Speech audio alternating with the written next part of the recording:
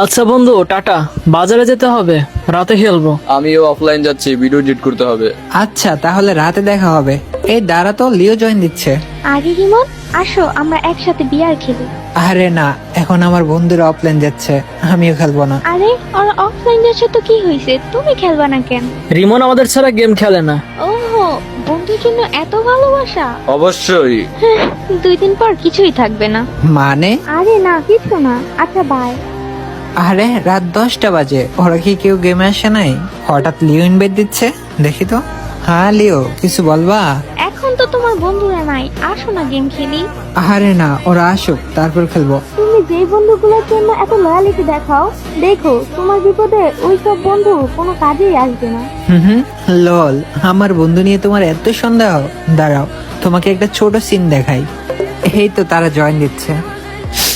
বন্ধু, হঠাৎ আমার কাজিন নাকি অ্যাক্সিডেন্ট করছে, এখন হসপিটাল আছে।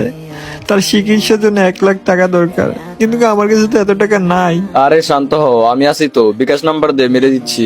আরে বন্ধু, কান্না করিস কেন? এই রোমান, দাঁড়া আমি দিচ্ছি। দেখছো লিও, এটাই আমাদের বন্ধুত্ব। আমি জাস্ট কাজিনের কথা বলছি। আর বাবা, যদি আমার ফ্যামিলি কিংবা আমি হইতাম তখন কি করতো তারা? যে যাই বলো, দিন শেষে আমার বন্ধুরাই সেরা।